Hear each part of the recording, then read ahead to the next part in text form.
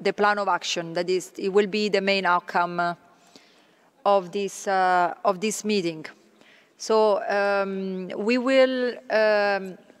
we have drafted an initial document which will be the basis of the discussion today, and it's based on the discussions of the last 2 days. So the main ideas that would support this plan of action are based in your recommendations and inputs from the last 2 days. I'm here with honorable members of the drafting committees. You see the names on this podium, and they have helped us to put the draft together, and that they will help us, thanks to your inputs today, to finalize it. So we have 1.5 hours in front of us to discuss the details of this plan of action. What we'll do after, we'll compile all your inputs together, and then we will send back it to you within the next 7 days to get your final input, and then we'll finalize it, and then we will publish it. So I think we start this session now, but before we do that, I give the floor to Dr. OLTEANU for a very brief summary of the Dialogue 5 stakeholders. Thank you so much, Simona, for cooperating together. It's an honor for me to work with the Office of Genocide Prevention, cooperating for this global summit, Region, Peace and Security. We started this work years ago. We prepared, practically we participated in the first global summit. We arrived in the second global summit.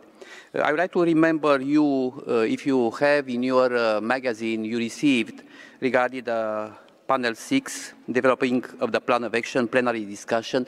There are 3 questions which we'd like to focus in this situation. Practically will be our time to debate this question. Is regarding the first question, how can cooperation and coordination of the Dialogue 5 actors be improved to enhance the protection of religious minorities, refugees and migrants? The second, what good practices and lessons learned can participants share on ways to build bridges, foster inclusivity, and counter hate speech? And the third, what can the Dialogue 5 stakeholders do to build bridges, foster inclusivity, and counter hate speech in order to enhance the protection of religious minorities, refugees, and migrants? As my colleague, honorary, practically Simona Cruciani, represent as a political officer from the Office of Genocide Prevention, expressed before. This Dialogue 5 started years ago as a research in the university. We created this Dialogue 5, probably it's necessary to have. You could find in the books you received these days a lot of ideas regarding how we started on Dialogue 5. But I try to resume today in previous moment of this plenary session.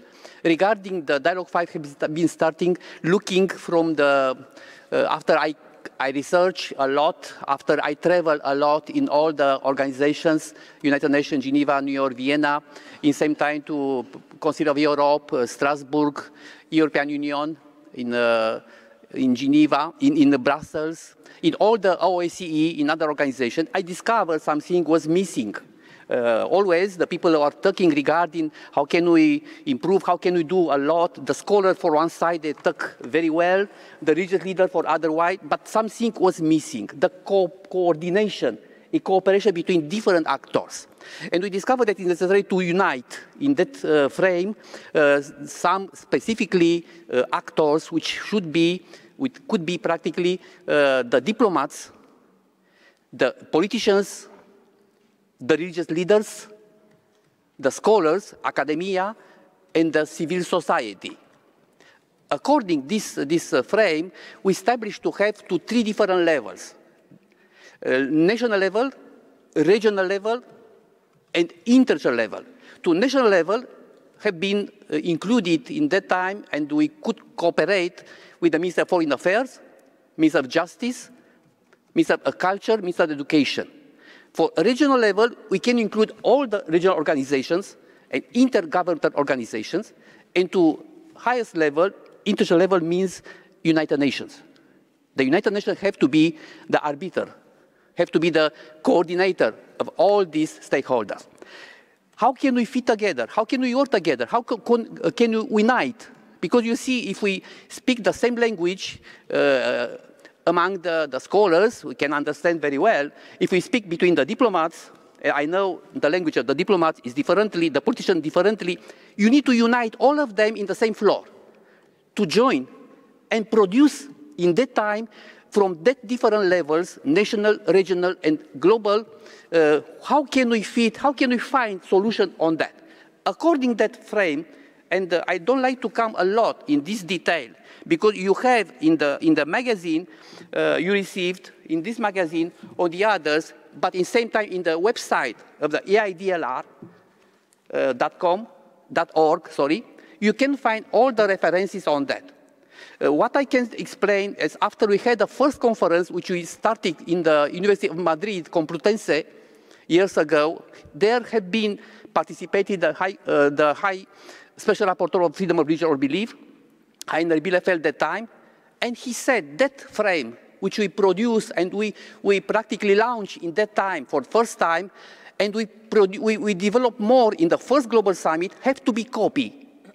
Same idea came from current Special Rapporteur Ahmed Shaheed. His Excellency, Mr. Adama Dieng said, okay, this is a frame which can work together. This is the context regarding Dialogue 5. Probably today we develop more on that, we can find another solution. In this situation, practically after giving you this information, and you can get more, if you need more information, you can ask me as I produce this frame, we can develop more. But today, our part is today to find the final plan of action, and I give the floor to Simona to explain a little bit more on that. Thank you. Sure.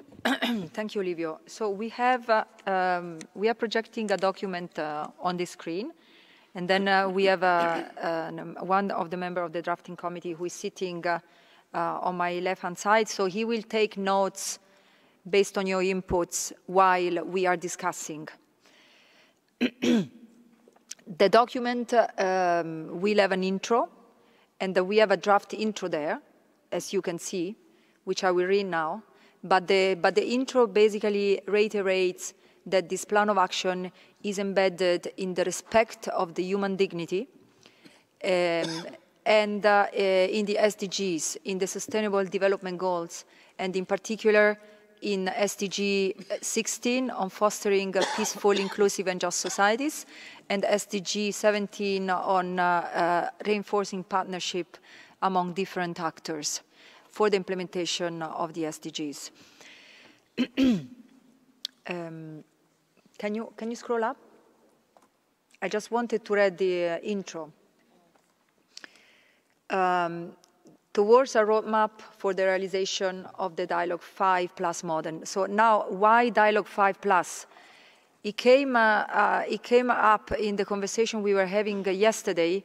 More than one of you suggested that there are also other actors, other stakeholders, which need to be included in this dialogue, in this partnership. Some of you mentioned the business actors.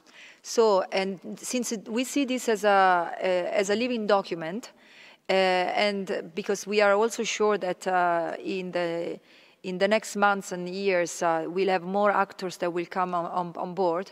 We don't want to limit this plan of action to the 5 initial actors that were part of this dialogue, but we are open to include all those who are relevant, and that's why we put there a plus. So to make sure that those relevant actors, which we think now or in the future will play a role, can be included in the plan of action. Now I read the intro, the draft intro.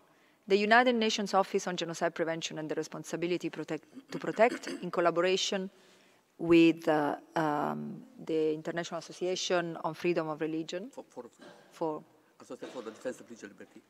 The defense of religious liberty, convened a first global summit on religion, peace and security in November 2016, and the second global summit on the theme of this conference in Geneva from 29th April, 1st of May 2019. The UN Secretary General's recent call to action to transform the world beyond 2015 is entitled The Road to Dignity by 2030, Ending Poverty, Transforming All Lives and Protecting the Planet. Specifically, this is a call to finish the job begun by the Millennium Development Goals. The fundamental status of human dignity as justification of all human rights informs the plan of action. I lost it. Where is it? Okay, informs the plan of action of the second Global Summit. Discussions at the second Global Summit suggested that the Dialogue 5 framework previously developed, see the website, as Liviu mentioned before, should be broadened to Dialogue 5+, recognizing the significance of additional sectors such as media and business actors. So this is what I just mentioned. The plan of action being developed here will be guided by the Sustainable Development Goals, in particular Goals 16 and 17, which reference partnership and institution building. We also just mentioned this. And this is just a draft, so you will be able to provide inputs in writing in the next weeks. Yeah, can we scroll down?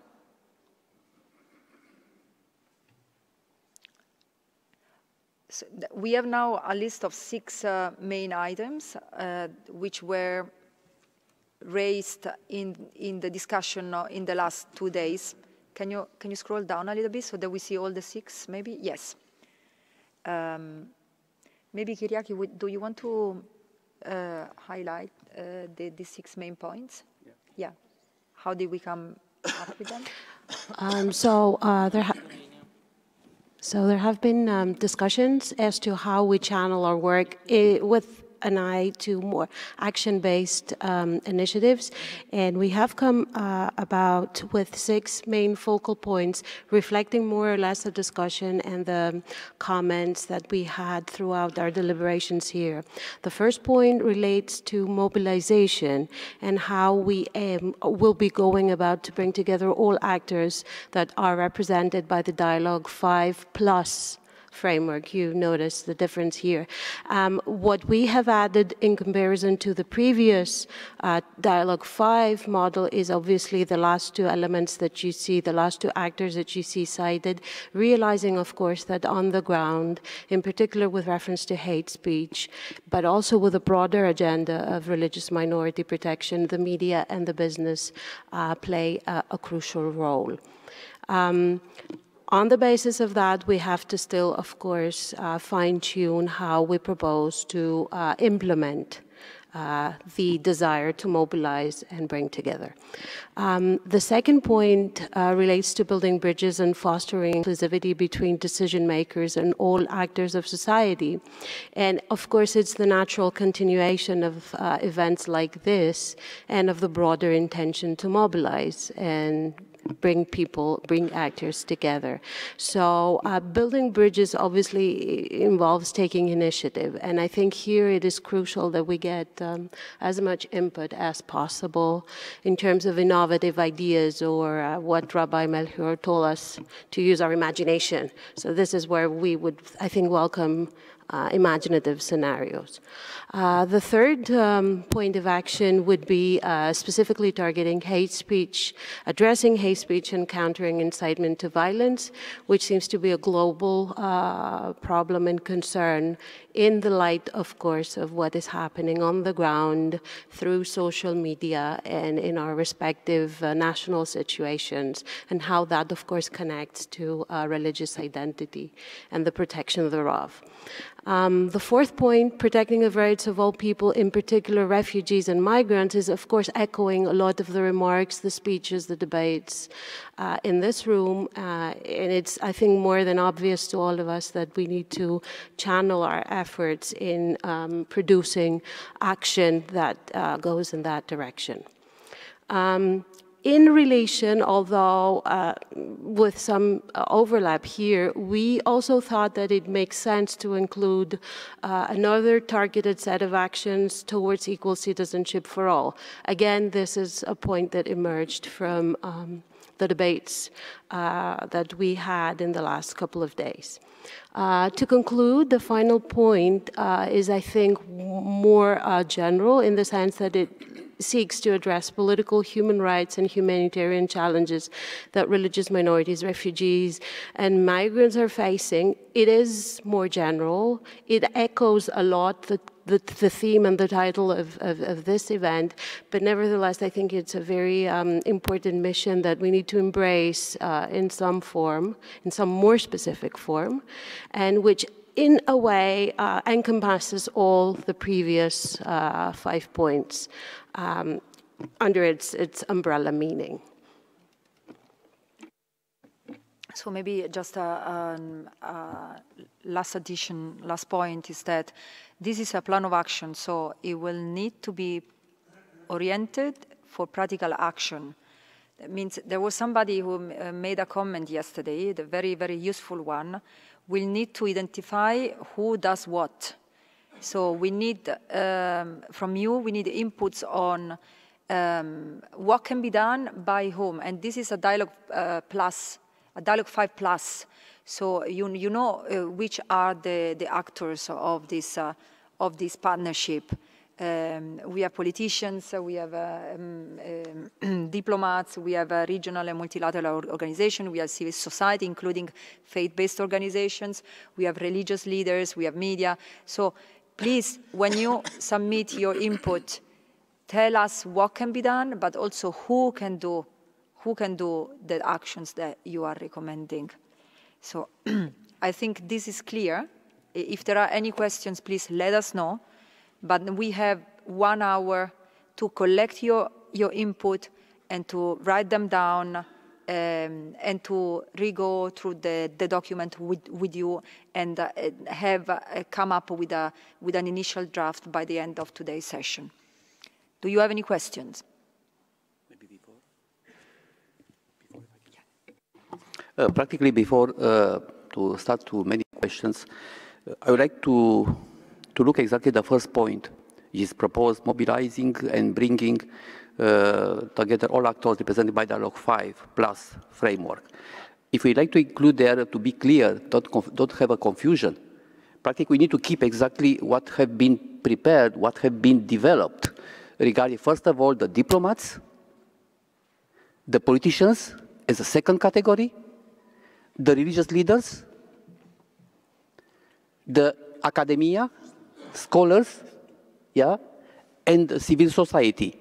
Plus, we can include after that business and other issues, media, if we like to look for differently. But we need to keep that frame, based on that frame, because there are different languages. That means it's something which have been worked on. We have to continue on that. This is the first point which I like to give you this clarity. Probably it's difficult for you to understand all the background because you have not been participating in the previous, in all the research, we arrived to that situation.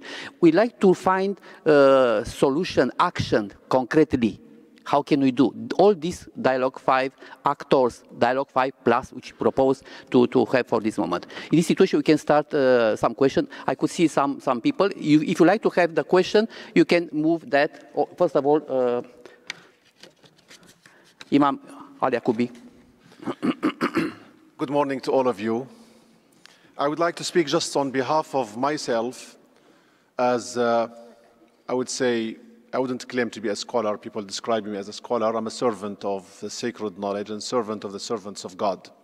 But we have a huge responsibility on us. And I should highlight our duties. Let me refresh you in this morning with a famous joke. So, as a religious leader, I hope no one is offended when speaking about the role of religious leaders. There is the story of an imam, a priest, and a rabbi who met at the door of heavens, knocked and knocked and knocked, and no one opened the door. They called upon God. The microphone. Shall I start again? No, no. They called upon God. No answer.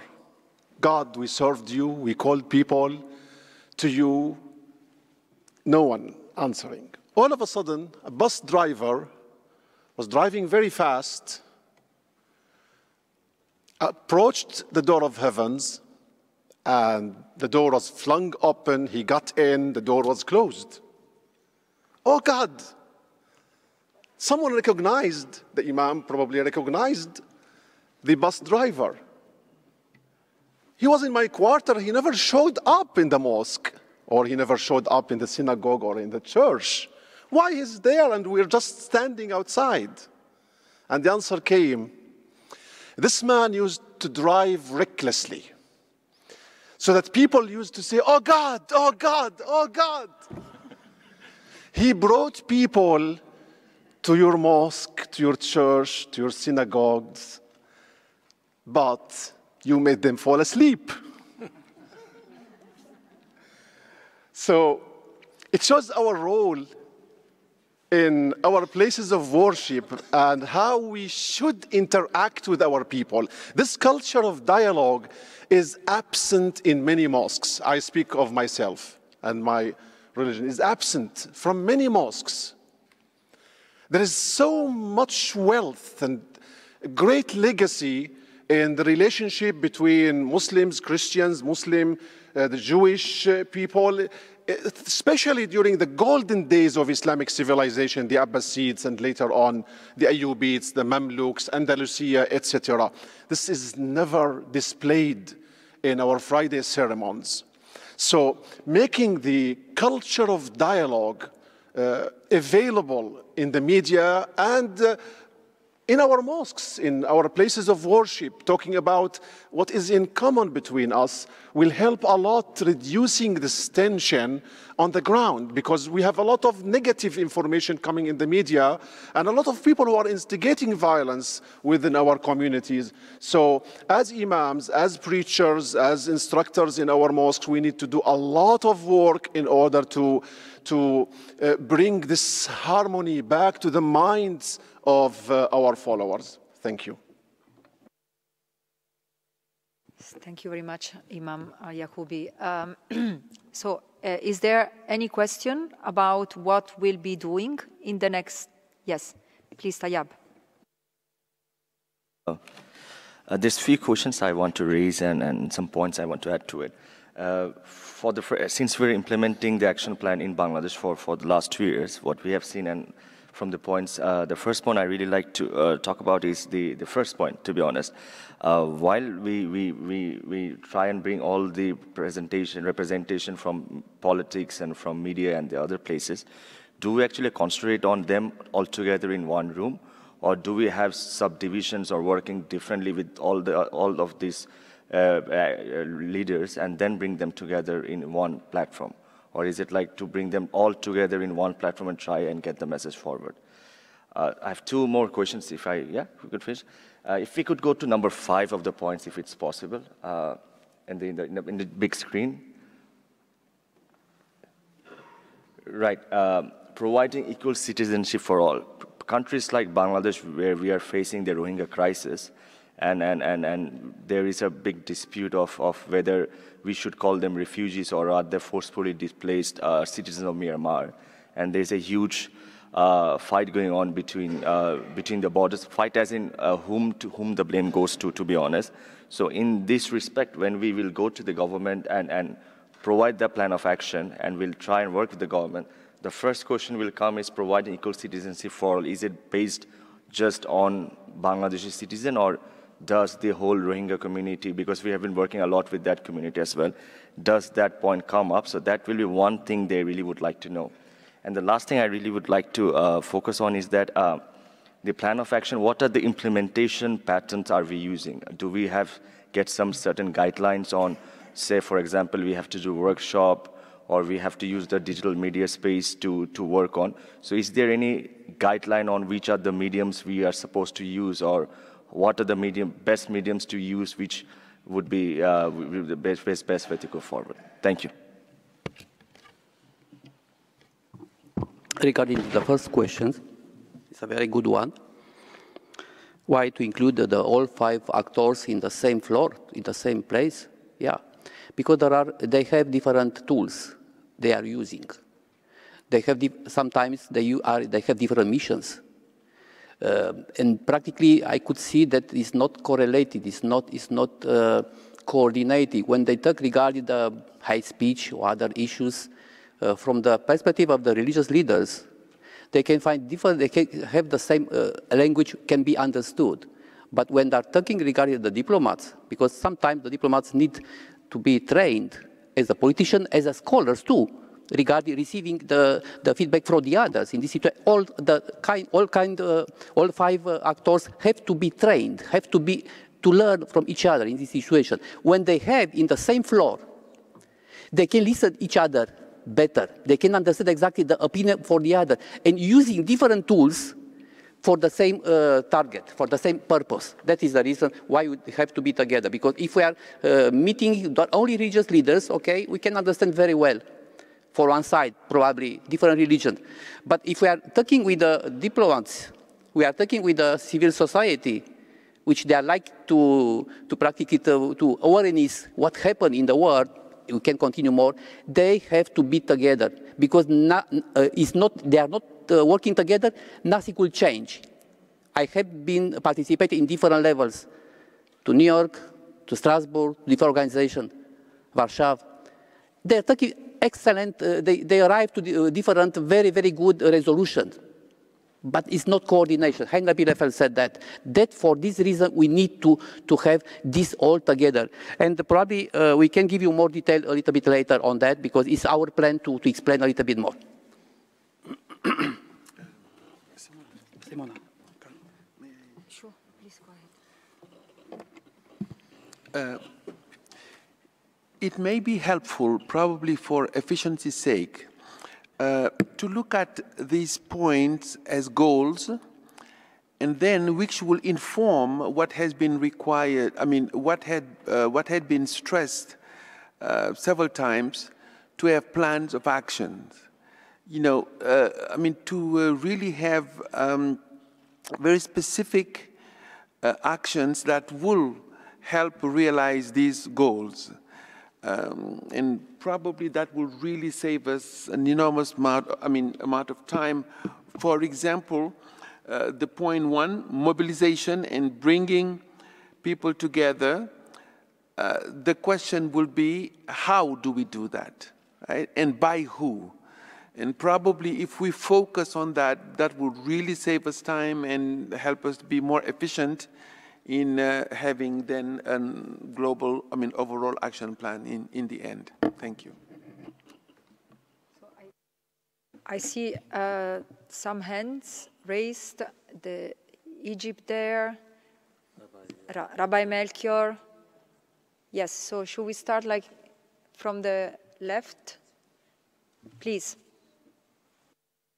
Much and good morning, everybody. And since this is the first time I'm taking the floor, I just want to thank you and thank the organizers of this event and thank all the speakers that have been providing us with very useful and informative presentations throughout the 2 days, which will definitely help us in the elaboration of an action plan. As said by Imam Al-YAQOUBI, we have a great job to do here, and I think we have to be up to it. I have just some comments regarding the methodology and regarding the elements themselves. So the methodology, what I understood, and this is a point of clarification, what I understood is that now we will embark on just developing some of the measures under these elements, and then you would collect them and make a very first draft, and then afterwards it will be circulated again for our written input. If this is the case, then we don't have a problem with that, and I think that the discussion was very rich, and we can participate and we can provide you with elements. If we go to specific elements now, maybe I'll focus on just two. On number one, I think it reflects what have been discussed through the 2 days. On number three, I think there is a factor missing here, which is also have been discussed in the Human Rights Council and in the United Nations bodies in general, which is the religious intolerance. So if we add the hate speech, addressing hate speech and countering incitement to violence, there is also the religious intolerance, which have raised the number of practices of Islamophobia and other intolerance against different religions. So if we're talking about protecting the religious minorities, so I think that the religious intolerance has to be reflected in one of the elements. Number four, we're talking about protecting of rights of all people, in particular refugees and migrants. I think we might be losing focus here if we open the bracket and to include all people, because according to the title and the subject of the summit, it is the religious minorities and migrants and refugees. So I'm just afraid that if we open the bracket for all people, I understand that we have to protect all people right, and this is the primary responsibility of every state, and that they have to work with the civil society and all other actors. But I'm just afraid that if we open the bracket for all people, we might lose focus, and we might, at the end of the day, have like an action plan of 50 pages and no one will implement it. So if we can focus on protecting the rights of religious minorities, refugees and migrants, which is mainly the subject of the summit, that's a contribution from our side. And on number 5, we took note of what Bangladesh has said about the Rohingya minority and the issue of the Rohingya minority, and I believe that it might be also a difficulty in some of other states, maybe not in my country, but maybe in other states. So I think we have to accommodate these concerns in order to be able to reflect something practical and operational. On number 6, there is the addressing political, human rights and humanitarian challenges. We've been listening throughout the 2 days to other challenges, not only political, because I understand that in human rights is wide and it encompasses economic, social, and cultural rights, but there are also some economic rights that the migrants and refugees are facing in the destination countries. And I think that it should not be only the political challenges. So either you delete political and keep it challenges so that we can include all sorts of challenges that the migrants and refugees are facing, or you add political, economic, social, and cultural challenges, because there are a number of challenges, and we can discuss it here for long, but it has to be reflected if we're doing something for the sake of the people. The last thing is an input, and these are all preliminary feedback and reaction from our side. It's the root causes. We're talking about the challenges and we didn't talk about the root causes. We have also heard many speakers talking about the root causes for the intolerance or the discrimination that religious minorities or migrants and refugees are facing. And another point is the solutions. Because if we are only highlighting the challenges and we are only highlighting the root causes without putting solutions or without putting our contribution as dialogue plus 5 action, I think that we are only just making a synopsis of the sickness without giving the treatment. So our contribution might be better if we also add something related to the solution to this. I'm very sorry for taking so much long time, but I just wanted to contribute to discussion because we really believe that it's important to do something for the religious minorities and migrants and refugees. And once again, thank you so much.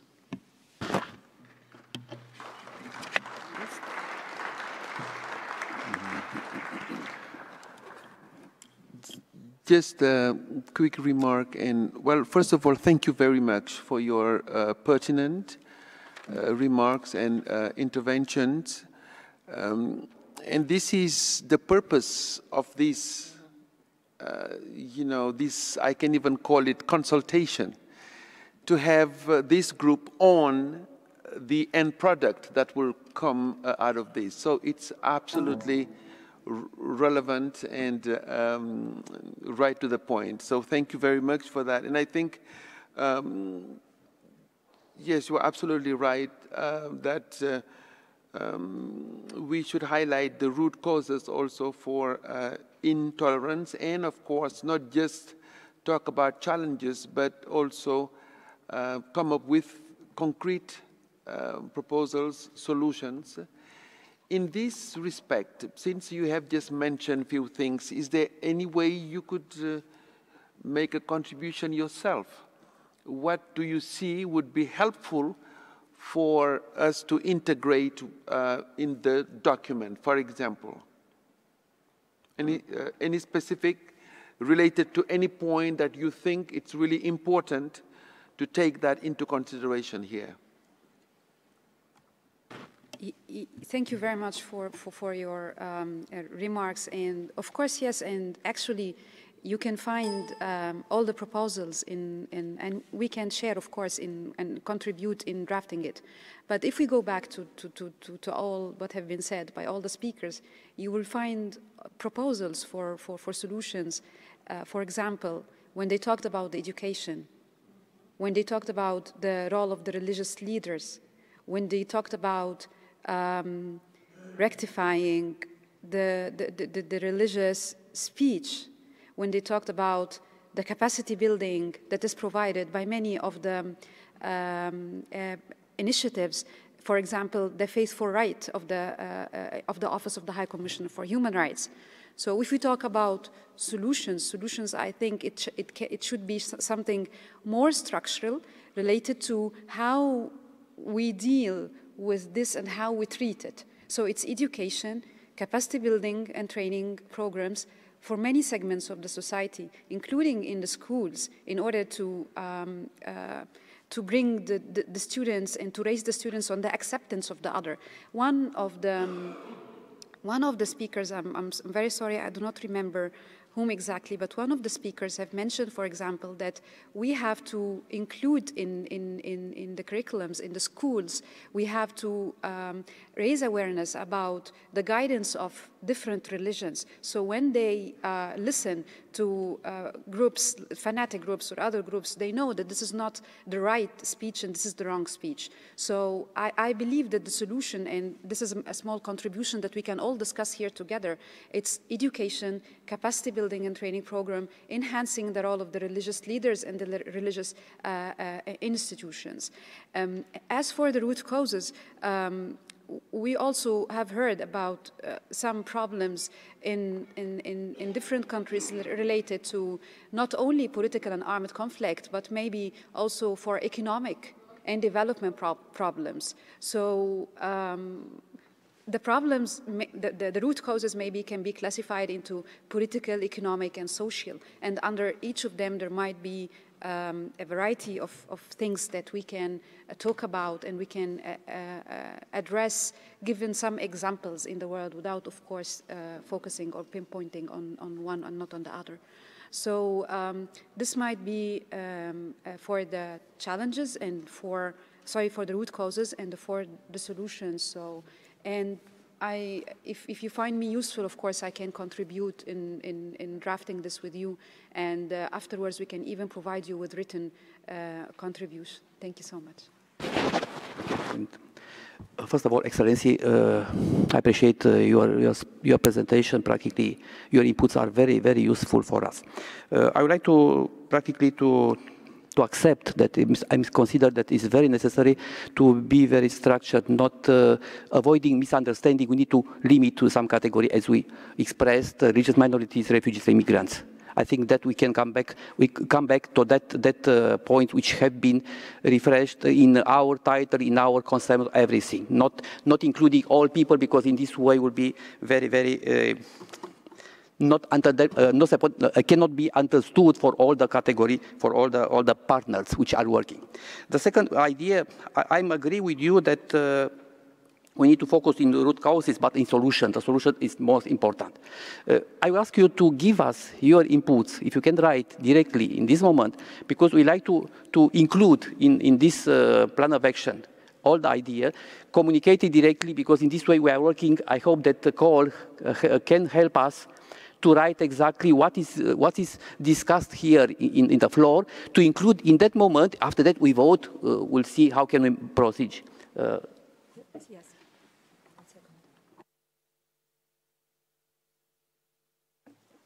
So I will give first opportunity to those who haven't spoken yet.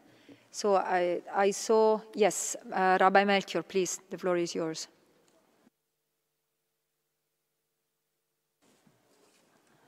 Thank you very much. I would like to address what you put up as the main challenge to this consultation roundtable, although it's a little big audience for a consultation, but you said, how are we going to implement this? So maybe the question is, how do we think a little big? If we, and not fragmented as we've tried to talk about. Just as a suggestion, maybe, to set up a world body, because you don't work the same in every country. The way you can work in Jordan, which has a country which has taken an immense number of refugees and should be praised and assisted and so on in this respect. The way you work in Jordan, the way you work in Sweden, the way you work in the United States or in Nigeria, every country is different. But there are many issues which are the same. And I think that if you set up a world body which concentrates on the issues which we decide now are the main issues which we're going to work on, then you set up a serious world body with national bodies in every country, which will include all the different components and the parties involved, the 5 groups or whatever. The Sheikh wants to include also the bus drivers. I think that's a laudable but good proposition. But I think that there are other groups which could be included. I think, for example, cultural personalities, I think, are important to involve, also to rally public opinion. I think we talk all about education, but we don't include the teachers, leading pedagogical personalities who can help us write educational programs which will be served into the educational systems and so on. But again, if you have national leadership which can work with organizations who are dealing with refugees, minorities issues in the different countries in any case, and create national bodies which will work with an overall international body which is created under the auspices of the organizations leading this, this wonderful conference. And then you create this, you create a funding for this on both national and international level, and maybe regional level. Maybe some can work also in some fields where you work across national borders and regional borders, where you can cooperate, let's say, with religious leaders or lawyers, or others can cooperate on certain matters which have common interests. And in this way, I can set up a building, and a building over this, and a building which can work on a functional level in every country. But this is if we're interested in lifting something which is serious and which can take all the ideas which have been put forward and which also many are working with, and everyone in their capacity, and make it work together. So this is my proposal, and maybe this is a way really where this can be lifted into an implementation which might just work. Thank you. Thank you very much, Rabbi Melchior. So we take note of the need for this document to be focused on implementation, with the need to also establish some mechanism, therefore. Now I saw Michael, and then Kishan, and then Ajar.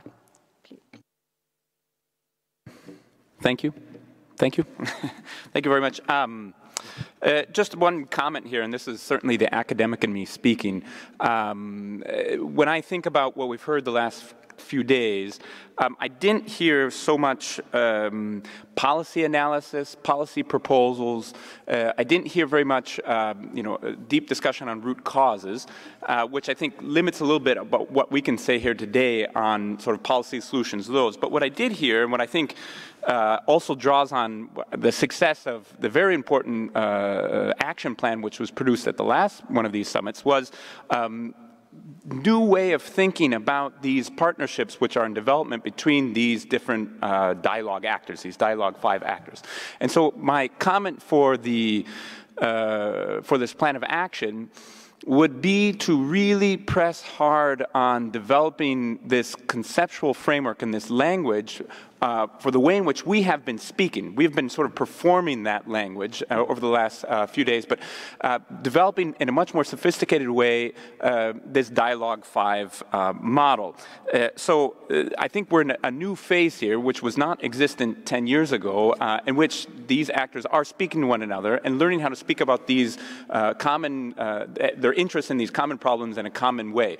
A sort of a preamble, a conceptual note, which presses forward, which sort of conceptualizes that on a deeper level, I think would be very important and very useful, so that religious leaders, academics, policymakers can see themselves in the types of solutions. So coming up with the language to address these, I would focus on the language and the conceptual work as much as the policy solutions, because I think, at least from these discussions, we haven't really gotten to a policy analysis, but we have been speaking, we've been performing a common conceptual language, and I think that would be very useful. Thank you. Thank you very much, Michael. And I really hope that when the document goes back to you, you will be able to provide inputs in writing on the conceptual part.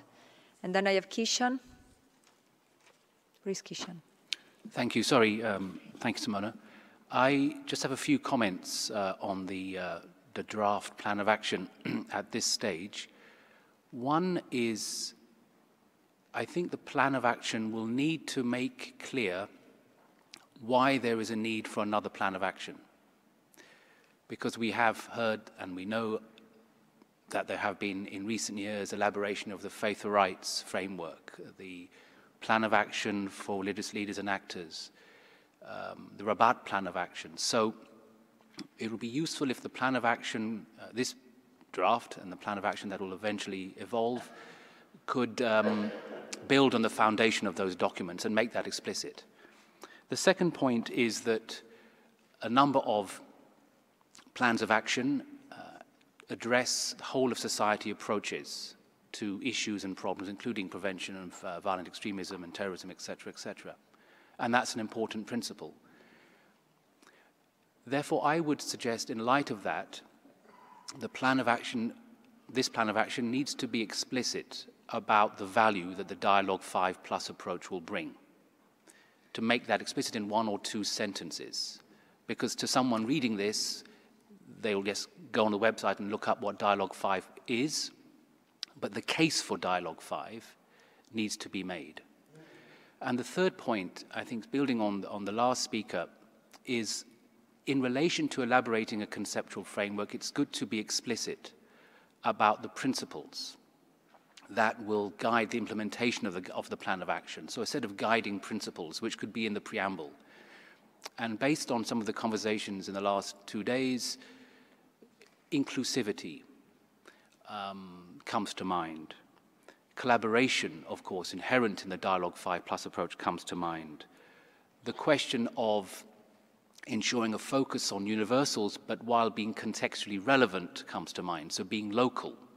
I think that'll be one of the strengths of this approach, that it's a localized approach as well as a global approach.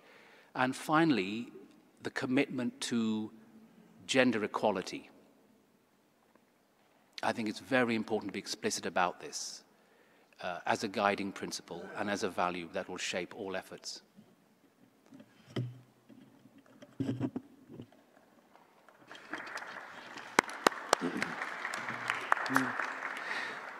I would like just to specify that your input is recorded. Our friend called Durham is writing all this, and this is part of a process. As Simona and Liviu had mentioned earlier, once all your remarks are recorded, noted, then the draft will be reviewed and then communicated, and after that, the publication will come. Right? So just wanted to assure you, all your ideas are absolutely welcome, and they are helpful.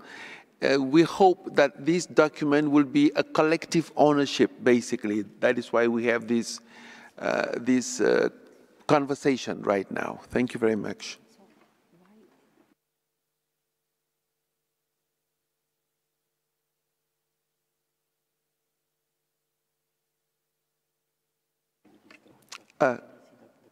Maybe just a footnote to what I have just said. Also, our friend here, Kyriake, is also taking notes, so we will be, as a rapporteur of this session, right? So we will definitely have, we will take everything into consideration so that we will be as inclusive and comprehensive as possible. Thank you. But just a note of clarification. We have said at the beginning of this session that we were taking notes of the input which will be showed while people are speaking, but this is not happening. No. Can we clarify what is going on? Yes. So what is going on is simply that Cole. Sorry. Okay. Okay. Yes. So basically, Cole is taking a verbatim transcript, right? And then we are going to work from that document, you know, the writing committee, and so it is not showing right now just because of that. On this regard, practically what I can assure you that is that we don't answer now. We don't like to answer to all your inputs in this moment exactly which is the idea, the best idea to include in this situation. Only we take notes. After that, we can refresh, include in the final proposal which we'd like to come to you. Yeah. We continue now. Simona, you can continue with the people which request. Yes, please, Ajar, the floor is yours. Is that working? Okay, thank you very much, and good morning, everybody. Again, thank you for the organisers for providing this platform. I think it's my second time around, and I've done a few different speaking spots. And it's really great to see that it's a research-based action plan. I'm still a little frustrated, though, quite frankly. I don't see youth mentioned once in any of those 5 points, and I'm wondering whether in action point number 2, when we were talking about the Dialogue 5+, it should really say "and youth" or "and young people." So, you know, obviously, no, is it 2 or maybe the one after? It's the one, yeah, sorry, excuse me. Action point 1, really, you should be putting young people in there. Obviously, we're not speaking or shouting loud enough, and I won't be shouting, obviously, but I would really appreciate to see some youth or young people in there. I think there's, other than my clear frustration, and thank you for always hearing my frustrations, actually, but I think one solution I'd like to see is maybe to not replicate, but just to use some of the words of our dear rabbi, is that maybe we could have even a coalition of young people come out of this within the next 12 months, that of interfaith leaders that actually put this into into the implementation phase. So maybe that's another coordination body that we could have, because it's great for me to be here again, but honestly, if we're not having young people and a coalition of our young people, and every religious leader needs to say, well, actually, I might end up joining you at those gates of heaven and not getting in at this point, because I have done absolutely nothing if young people are not being named and we do not have some sort of coalition. Jazakallah khair, Sheikh Yaqoubi. I'm just using your very funny, joke there. But still, could we see in the next 6 months to a year a youth coalition being formed of interfaith leaders that actually put this action plan into implementation phase? Because I can go on and I can put my academic hat on here if you like, or I can put my practical hat on and say, where are the implementation tools? What are the strategic outputs? What are timelines? What are we looking at? We like practicalities, young people. We just want to get out there and do the job. So I would really sincerely like to see, us as official actors, because we will dominate the world, obviously, at some point. And then secondly, a coalition of young people. But honestly, if we don't have that even in the original overarching global action plan text, we're going to be nowhere in the next 4 years again. So, but thank you so much again, obviously, for setting this up. And hopefully I was clear enough. Thank you. Sorry, a small comment. I agree totally with you. The young people in the gender equality, the women have to be included. But in our mind, when we produce practically that, I said it's normal to be included, to have this gender equality, to have the young people. Even it's not there written, but practically for me, this is the future. We need to include, but probably because the people didn't understood until this moment exactly that young people has a special role they can have. We need to include the young people there in that document. Thank you. So now I have the lady in green, Marie-Jules, and then Pierre. Good morning. Thank you for this conference. Really, it's very encouraging for all of us. My name is Rosana Escobar. I represent an organization that mobilizes young people around the world in the implementation of the SDG around the world. And because of that, I align with what the lady said, the importance of mobilizing or even convoke young people to this kind of conferences. And not just young people, but the people that work with them. Because we are the ones that can mobilize them to be, they are the energy, really. Maybe none of us, we can implement a lot of things, but they can do a lot of things in the grassroots because they have the energy. That's why one of my points is this, to maybe convoke organizations that are working with young people to mobilize them and to, yes, to have access to these kind of conferences.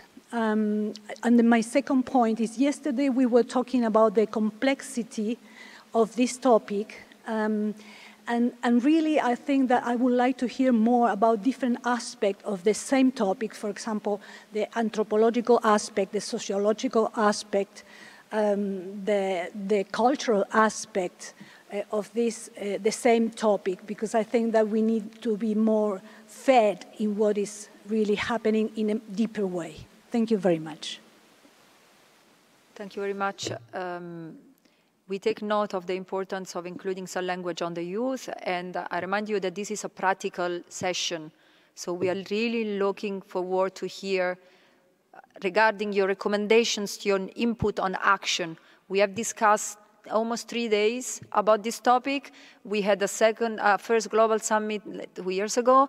There are meetings taking place every day almost on this topic. I'm not joking, it's true. So let's stop with the theory and let's be focused on the practice. Marie-Jules, the floor is Thanks a lot. Marie-Jules from the Danish Institute for Human Rights. I just wanted to strongly support Kieran Manoj's suggestion to have very explicitly outlined the underlying principles that inform our approaches. And I would, of course, suggest that we very explicitly state that this is based on key human rights principles such as universality, indivisibility, and not least both individual and collective aspects of freedom of religion or belief. And then on a more concrete note, I have difficulties in seeing what is the relationship between this process and the whole process around Resolution 1618 and the resolution, the Human Rights Council resolution, combating intolerance, negative stereotyping and stigmatization of and discrimination, incitement to violence, and violence against persons based on religion or belief. Because I think there are so many overlaps, and there have been activities going on around this resolution, some good, some not so good. But I'm just interested in hearing, have you considered, could there be any synergies with this process, with the Istanbul process? Yeah, I can answer you regarding that, the last point you presented. Regarding that, we said the Dialogue 5 actors will be guided by the UN Charter, Universal Declaration of Human Rights, ICCPR, International Covenant and Economic, Social and Cultural Rights, Declaration of Elimination all form of intolerance and discrimination based on religion or belief, Declaration on Elimination all form of racial discrimination, Rabat Plan of Action, Resolution 1618, the Plan of Action for religious leaders and actors to prevent incitement to violence that could lead to atrocity crimes have been practically launched 2 years ago in New York, the Beirut Declaration, Face for Right, other UN and regional documents which could be considered necessary. That means the 1618 will be part of that. That is something which I like to have because we work on that. Thank you. Well, may I just say, in other words, this, what Liviu has just read, will be in the document. Yeah. It's, I mean, clearly. So this will be part of the core document. Yeah. Okay, PL. The floor is yours, and then I have the lady in the back, and then Bonnie. Everybody, I'd like to thank the organizers for getting everybody together here. But there are some things that we need to be cognizant of, and I would agree with Simona that we have to be extremely practical, because slogans, rhetoric, documents, plans don't mean anything unless you can actually implement them on the ground practically. Because we've had so many, and the UN is a talking shop, we need to make sure that there's actual actions on the ground that take place. And I'd like to point out that there's something that we've not considered at all, and I think we're very slow in kind of catching up.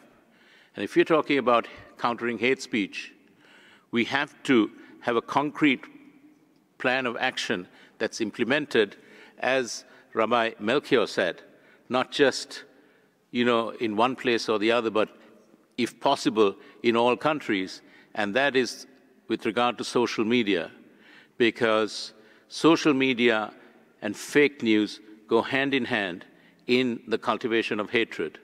And if you look at the people on the other side of the fence who are actually promoting intolerance, anti-immigration sentiments, populist politics, far-right politics, here even in Europe, you just only have to look across the border in Italy, where there's a monastery that is being used by Stephen Bannon and his acolytes in training populist politics and politicians from all European parties to engage in this kind of intolerance and hate speech. So if we need to be active in countering hate speech, we need to also organize ourselves to be practical in that sense. And then the other thing that we did not discuss at all is 5G technology. Once 5G technology comes, all these kinds of conferences and things like that are passé, because we will be out of time. Thank you. Yeah. I was going to ask, just is there a way you could share some ideas concretely? And it's true, like declaration statements without concrete action on the ground. We have so many declarations and covenants and so forth. But specifically regarding hate speech, for example, are there actions that you would recommend I think that would really, because, you know, we can complain and even share grievances, but I think it's really important to help us out to see how we can concretely move forward together with concrete suggestions. Hate speech on social media and taking into account 5G technologies. You need to put together an expert panel of including people like, say, for example, Admiral Norman Hayes, who was the director of the National Security Operations Center at the NSA, who is well versed with cyber, the whole cyber world, with cyber warfare, you know, offense, defense. And you need to have people like that who are real experts to understand 5G technology on the one hand, and then come up with actual practical measures, countermeasures that can be put in to take on hate speech and people who are propagating this. But that needs to be done. We can't make wonderful pronouncements and hope that it's going to happen. We need to be proactive. We need to put those kinds of, and they need to, you can't have a huge forum. You need to have an expert group, a small focus group, and from that you can then roll out your action plan. Thank you. So the suggestion is to do further consultation in order to come up with, from the expert contributions? So you need a focus group that, you know, not hundreds of people, but a very small focus group of experts who can actually put this together with regard to social media, fake news, and countering hate speech. And also taking into account the 5G technologies, because that's really going to swamp us once it's in place. So I have the lady on the back, Bonnie, and then the gentleman there and here also. Okay. Good morning, my name is Rebecca Beato, and I represent Youth with a Mission here with my leader. And I want to come with 2 ways that we can improve the situation. One is working with families. I think in part of the education, we could highlight the power of families to pass on the legacy and the good values, values of identity, that people can be strong in who they are and then embracing others. I think in schools sometimes we think that we outsource this from families to schools, and we need to bring families and parents back together. And another thing I would like to say is having projects on forgiveness and reconciliation. One of our partnering organizations in Lebanon goes through courses of forgiveness, actually with UNHCR and other organizations. And we do trainings that are basically counseling sessions, teaching what forgiveness is, teaching how to let the past hurts go and talk about it. Not say it's okay, but talk about it and be able to release that pain so the things are not growing. And then in the end of those courses that we have with different teams, then we have a day that groups of different religions, of backgrounds come together, like Palestinians and Lebanese, Christians and Muslims. And it has been very fruitful, and it's something I would like to suggest to grow as a way to teach people about the strength of families and the strength of forgiveness and reconciliation. Thank you. Thank you very much. Bonnie. Yes, thank you for this opportunity. I'm very much about trying to come up with practical suggestions. When it comes to, the Universal Declaration of Human Rights and all of the freedoms of religion and belief and freedom from discrimination with regard to gender or race or any of those distinctions, we actually have legislation that's fairly new, and we haven't really gone through all of the case law where the intricacies are worked out. And I think that's where we have a lot of the fear that's coming out with regard to populism. People are fearful that somebody else's freedom is going to infringe on their own. And all of these things have to be worked through with time. There's an organization called the International Institute for Democracy and Electoral Assistance that has been doing some research with regard to freedom of religion and belief and constitutional issues. So they've been looking at and doing consultations with faith leaders looking at those issues. So where, say, their freedom of expression or freedom of worship or freedom of gathering might infringe on the freedom of somebody else. And they're looking at this through case law. I think we need to do more of this kind of research, and we need to make that public so that people's fears can be lessened. I think that's one of the very practical things that can be worked through, but also this organization could be very helpful in relooking at what was the 1951 Refugee Convention, which I think is no longer fit for purpose. It was brought about at a time when it was a certain political context that's no longer valid. It doesn't include things like environmental disaster or threat because of gender or sexuality. So when people arrive in, say, the UK and they apply for asylum, and if they want to use one of these reasons as a means for claiming asylum, it's not necessarily recognized. We need a team that can look again at this refugee convention, and maybe that's something that this organization can look at. But it can also include things like religion and race and all that, things that aren't included in the current Refugee Convention. I think that needs to be looked at again.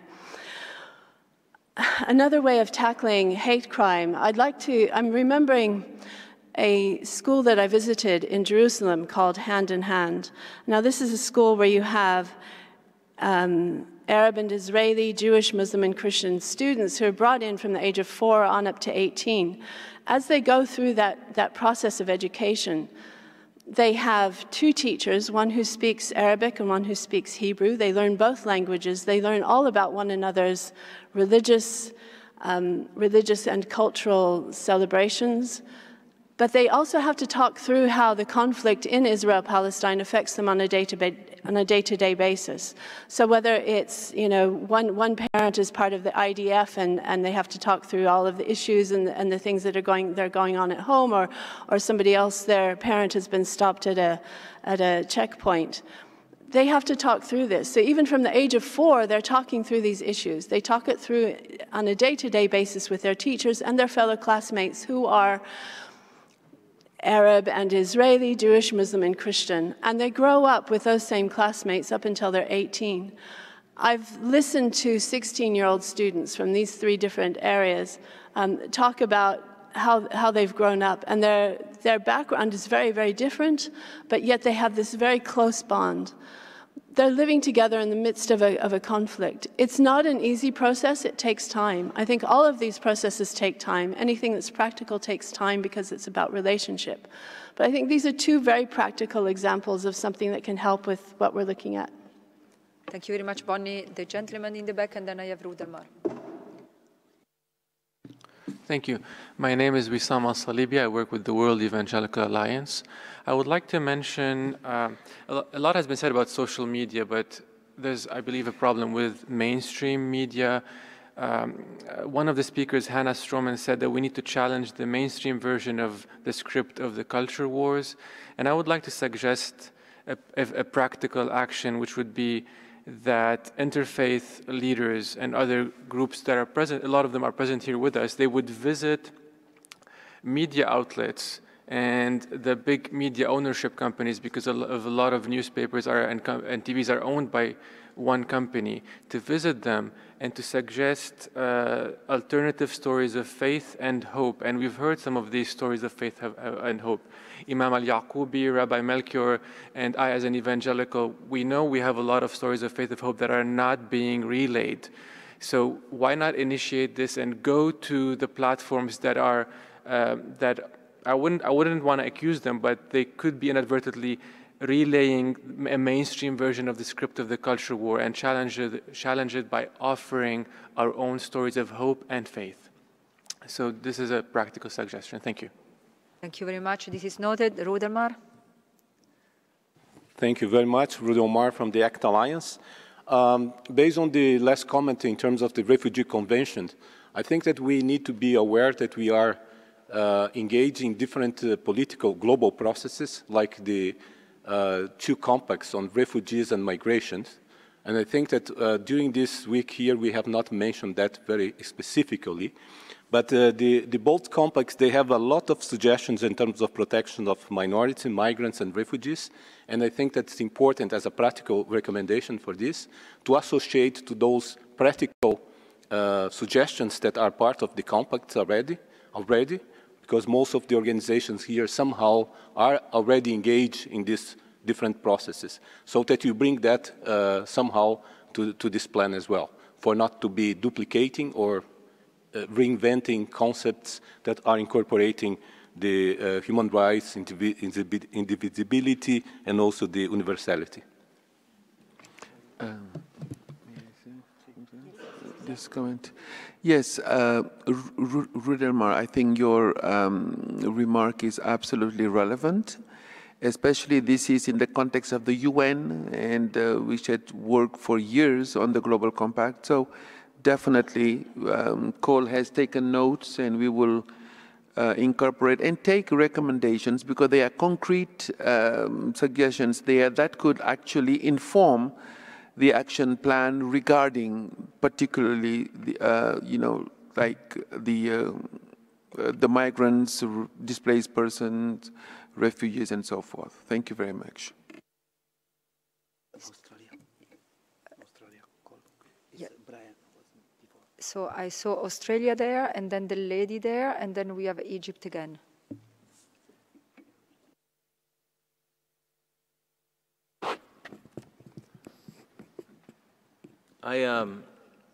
So what it looks like we're trying to develop here are three aspects. So components of what we would be doing, examples of what we would be doing that fit into a strategy that is coordinated by a structure.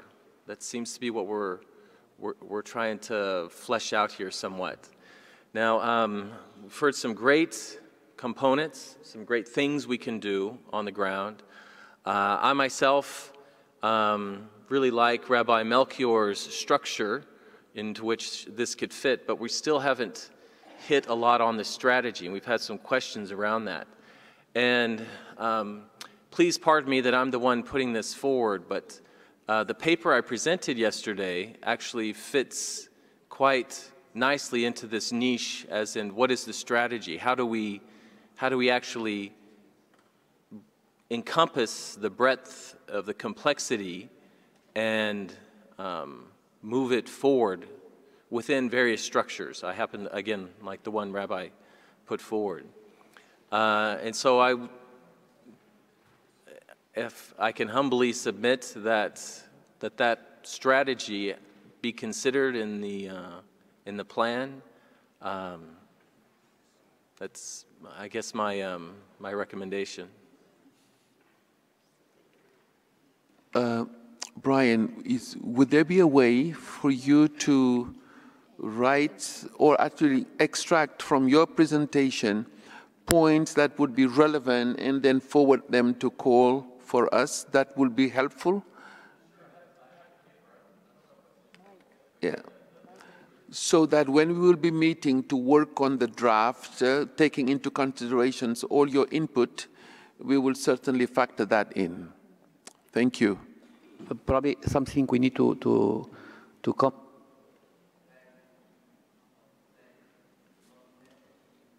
Sorry, it's not speaking. You are not speaking the name of Australia as a member state. You are speaking your own as contribution in this situation, because okay, you represent. You are coming from Australia, but here as a member state, practically is differently.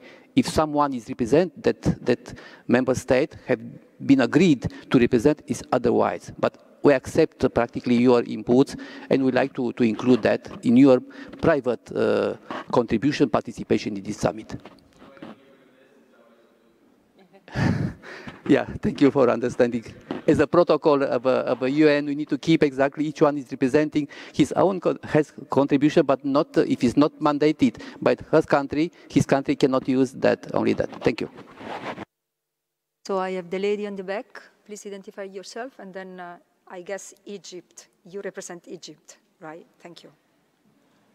Hello, good morning. My name is Constanza Martinez. I am the UN representative for World Vision here in Geneva.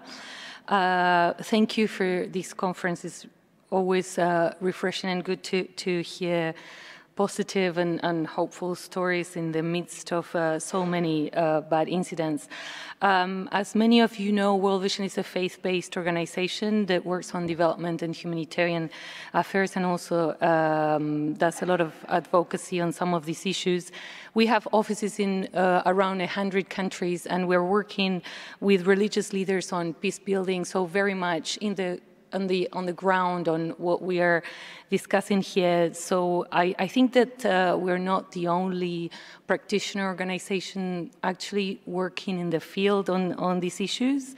And I would like to perhaps join Mr. Rudmar when in saying that there are many organizations already working on these issues, but we need you also to join, and we all need to join up and mitigate the fragmentation that we have, because we're many organizations working in different areas. So I would hope that there will be a mapping exercise so you're aware of some of the initiatives. For example, our colleagues from the World Council of Churches held a conference last year on issues related to counteracting xenophobic speeches, and I think that the outcome of that conference is remarkable and could be reflected in this action plan as being supportive of that. There is also another initiative related to faith that is made up by faith partners addressing the issue of children on the move, and very much in the context of the both global compacts on refugees and migration. And there also we have adopted in October last year an action plan that is based on 3 pillars: on spiritual support, continuum of protection for children, and building peaceful societies, including combating xenophobia. So there's also some resources that we could bring into this conversation. So I would be very happy to contribute to this discussion, putting these initiatives that are also mushrooming into under your radar, so we can all join up forces, because we definitely need to be joined up. And also, again, joining other previous speakers, I think that at this point we know what we were trying to achieve. I think that the conversations need to get into a very pragmatic, tactical activities, and this is where, again, the issue on focusing on social media is essential. So as a practical suggestion, I think that we could create or establish a small focus group of young people, I'm already out of that category, that know how to use social media and will help us counteract the savviness that is being used by the people we're trying to actually counterbalance, so that we become a little bit more effective and bringing up, you know, all the material and the good stories that I've heard in these last 3 days that are very, they get lost in this bigger media tsunami. So I think this group, if we need to be joined up. We need to join other ongoing activities, so we don't divide and fragment the efforts and the resources. And we need to have media people. We need to have comms experts that help us carry the very valuable message that we all generate here. Thank you. Thank you very much for your very valuable input. Could you please send us, would it be possible for you to send us the links to all these relevant processes and activities and their outcomes, so that we can include them in the final outcome of this meeting? Thank you. Egypt, the floor is yours. Thank you so much for giving me the floor again. Maybe a point of clarification to avoid confusion. I should have started the last time by introducing myself. I'm a delegate working in the permanent mission of Egypt, a consular diplomat in the permanent mission of Egypt. And I'm glad to participate with you in this summit.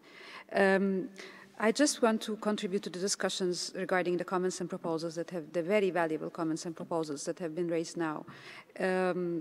We totally agree with the idea of putting some guiding principles in the preamble. And we agree also with the issue of the inclusivity, with the issue of the gender equality, the importance of the participation of the youth. I think also it's very important to mention in the preamble, as you've just read, that there will be a paragraph making reference to all other initiatives. But the dialogue 5 is not working in a vacuum, as we mentioned. And there are not only what you've mentioned as conventions or as agreements, as international human rights law and other initiatives, but there are numerous resolutions in the Human Rights Council talking about minorities, talking about migrants, internally displaced persons, refugees, 1618, FORB. There are many resolutions of the Human Rights Council. So our contribution or proposal may be to make a reference to these all and relevant resolutions of the Human Rights Council. And that's an agreed UN language that we use in our resolutions as well. We make reference to all relevant Human Rights Council. And actually, it's not only Human Rights Council, it's also the General Assembly resolutions. So I think it should be made like this. Other thing is also the mechanisms of the Human Rights Council, because we have special rapporteurs, we have working groups. There are many fora which we discuss the issue of religious minorities. We have the Forum for Minorities. We have many things actually as mechanisms of the Human Rights Council that the discussions there, I have the opportunity to participate in them, so I think the discussions here and there are so much close to each other and they can benefit from each other. There are so much valuable proposals there that can be brought to our discussion, and there are so much valuable proposals that can be brought to other discussions. So that's on, if we can put it like under the synergy with the work in the UN and with the work of Dialogue 5. On the methodology now, I have been following the inputs that you are introducing to the document, but I think it would be very difficult on the drafting group to collect all these and to put it in an hour. That's a very difficult job, especially that we have heard very valuable comments and very valuable things that we need really to reflect. And maybe there are other things that we can go back to our notes and we need to reflect. So I would propose, if this is agreeable for you, is if we have made a couple of rounds of discussions here and then we can stop and we can produce another draft, and then as the Secretariat of the Global Summit can send a call for contribution for different stakeholders and give a deadline for this call for contribution, and then they can prepare another draft that can be discussed. So I think this might be more practical. I'm just trying to help the drafting committee because I know now they are drowned with many proposals, and if I were in their place, I would have been lost. So in order not to lose any of these proposals, that a call for contribution might be, with a deadline, in order not to lose focus, might be a good proposal in this case. Thank you so much.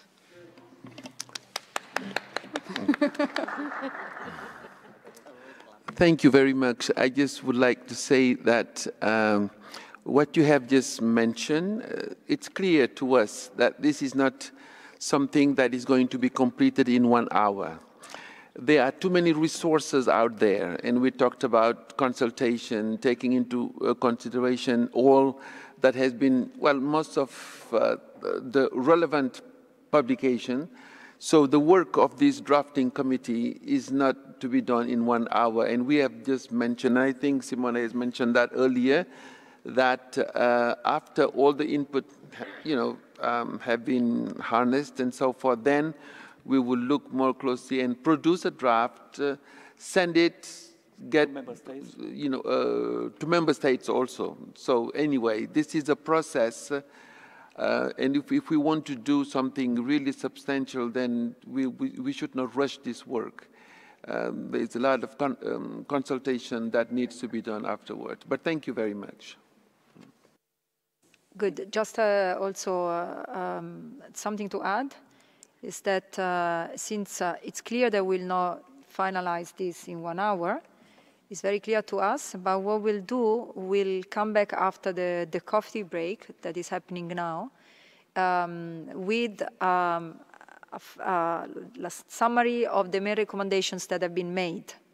so that we are clear about what recommendations have been submitted to the drafting committee, and we don't miss anything. So you will have another opportunity after the coffee break to review and give your green light to the recommendations. So I know that we are getting late, but I think we should take a couple of more comments or inputs before we go to the coffee break. So I see 2 hands there. Are there any more? 3? Okay, so we have 3 more inputs, and then we break out for the coffee break. 4. Okay. Let's start from the one in the center there. Please identify yourself. Thank you. Good morning. Thank you, moderator. Enrique Montes from Asociación Mireismo Internacional. I want to state from our organization that we are totally agree with what Egypt representative just mentioned. I think that we should have today maybe some conclusions and a draft of a plan of action, but many other stakeholders that are not even here should be, in our opinion, have the opportunity to contribute also to this plan of action, 2030 agenda, migration and development institutions, Global Forum on Migration and Development, UN Network on Migration, labor organizations, employers organizations, business organizations. So we ask you also to provide more time for written contributions. We would like to develop some contributions in guidelines about tolerance, guidelines about public policies, about education in diversity and pluralism, about several mechanisms that concrete that may be interesting to be included in this final action plan, but time is not enough. Thank you so much. Thank you very much. The lady in the middle. Good morning, everyone. So my name is Imam. I'm representing FEMISO, the Forum of European Muslim Youth and Student Organization. So actually, I'm raising a comment which might lead to something we can put a suggestion in the plan of action. So in Europe today, we have some concerns regarding some debates currently, especially in France and in Germany. So there is this debate on Islam of France or Islam of Germany, which basically consists of fashioning the religion in itself based on government will. So the thing is, it's leading to, in reality, to a lot of restrictions in religion practices and also a restriction on freedom of religion. So my suggestions and my question is if we can put something in the plan of action about a coordination to counter such initiatives, because this is currently being discussed and at some point leading to some restriction, as I mentioned before, and attempt like against freedom of religion, basically. Thank you. Thank you very much. I had, I think, 2 comments on this side, 1 and 2. Yes, please. Excuse me, my name is Carol. I represent LDS Charities and the International Center for Law and Religious Studies. I'm very invigorated by the comments that have been made, and I'm grateful to be here. One of the 2 items that are very practical that we're seeing actually being put into practice at the Human Rights Office, or the Geneva Office for Human Rights Education has produced a curriculum which is being presented to offices of education in a couple of nations so far that has been well received and will be implemented. These curriculums are geared toward children and also for young people, secondary school age. These kinds of practical efforts will ultimately change a culture that will spread worldwide if we can implement it in much more broadly. In addition to that, the youth that had been mentioned are such a remarkable resource for social media platforms, and if we were to embrace as many platforms as possible and allow these youth to spread the messages of human rights and support all of their sustainable development goals, they could just literally flood the world with these messages, and it would overtake any of the negative messages that are out there. I think a couple of these things have been mentioned, but I just wanted to add my agreement to that this is a very powerful way that we can implement the resources that we have. Thank you. Thank you very much. Tayyab? Thank you once again. I'll make it short. First of all, I'm talking in terms of the civil society of Bangladesh. The mission is here. Whatever I'm saying is as a participant, as a civil society member of Bangladesh. Just a few points I really like to mention. Again, back to the action plan, I think it's very important that while we were implementing our action plan, 3 things came up. I think it's very important that we share it here. Number one is that the Honorable Prime Minister of Bangladesh actually, Mr. Adamadiang actually met the Honorable Prime Minister last time he was in Bangladesh, and they shared the action plan, and she was very happy with the action plan. We had the Honorable Religious Minister part of one of our event, we had the Honorable Education Minister part of our event, and we had the civil society part of our events as well. Currently what we are trying to do, and I think I would really like to share it if it's possible to bring in the action plan, 5 parliamentarians signed in as our advisor to the action plan to implement in the country from a political point of view, which includes a young parliamentarian, which includes 2 women parliamentarians, the Hilltrack parliamentarian, and parliamentarian from all religion are there as well. Currently we have district committees who are in charge of forming all the committees and making sure there is an office to implement all the workshop, all the application in the action plan, with including the education we have, body we have. So we are trying to take it to the root. So this is something we could actually take forward in building the steps so that it's easy. Whatever message you give, we could translate it and send it through the root level, and the action is right there. Another point I really want to emphasize on is that regarding the terror activities or the hate messages, if you look into the current situation and the terrorists who have been caught or have been publicized, we have seen, in Sri Lanka, 2 of the terrorists who died, one has studied in England, one in Australia. Some of the terrorist attacks somewhere in Western countries, we have seen the students are from our part of the region as well.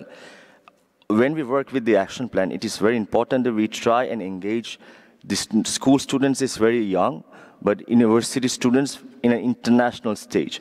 For example, we have a lot of Bangladeshi students studying in various places in the world. And if we could engage those students in the universities alongside with the other students as well, this will actually help us to bring the peace-tolerant message within the university system, and once they come back, they could actually be ambassadors of taking this message to the system as well, rather than coming here with some other message as well. I think by this we will get the support of all the member states, because we are all facing the same problem, and we are all equally victim here as well. The last point I would want to go back to the action plan yet again is basically working with the youth is very important. But at the same time, we have to understand that, as Sir has said, that there is the demographic, the culture is very different in every country. Sir has said that we need a national plan, we need a regional plan, and we need an international plan. From Bangladesh point of view, as a civil society, every country, every civil society, we have our own national plan, which is very much common to the regional plan. I'm quite sure India is here, Pakistan is here, Bangladesh is here, Honorable Council is here as well, Sri Lanka maybe is here as well. We all share same cultural views to some extent, and almost the same problems as well.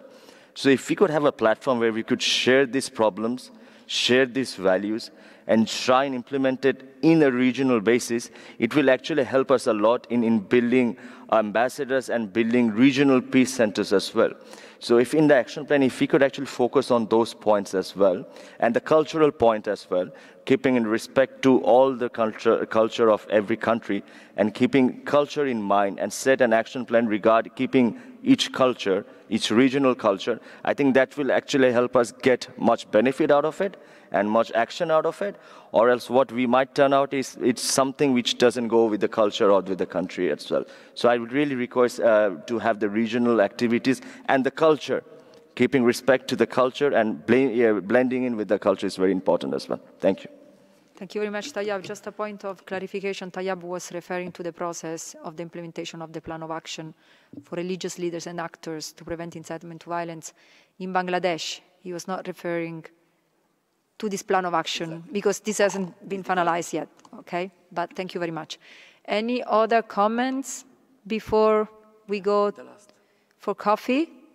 Yes, please. Thank you for letting me speak again.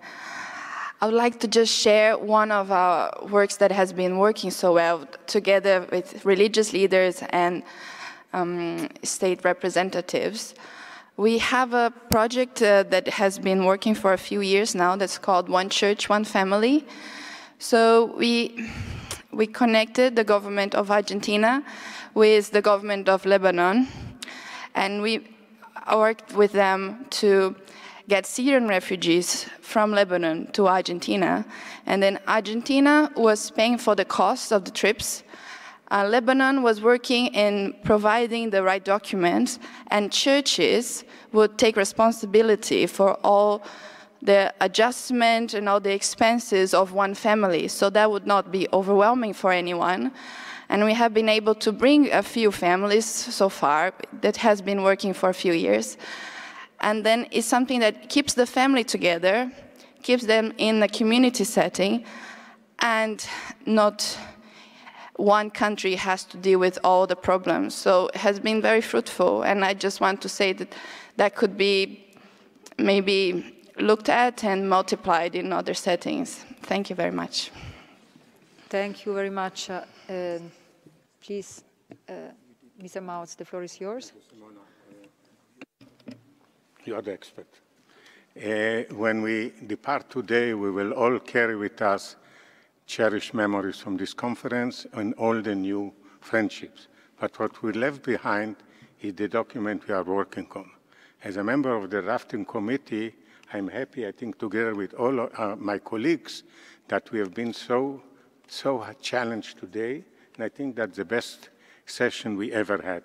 Since it is the last session, I would like to take the opportunity and thank the people behind, President Adama Dieng, President Mario Brita, and certainly tireless Liviu OLTEANU. I always wonder whether there is one Liviu or 10. But we should also mention people that were behind the scene. The important role of Mercedes has been recognized already.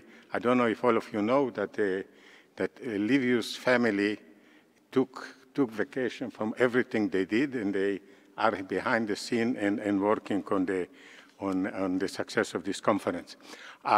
Everyone has a dream. My dream is that we won't need such summits anymore.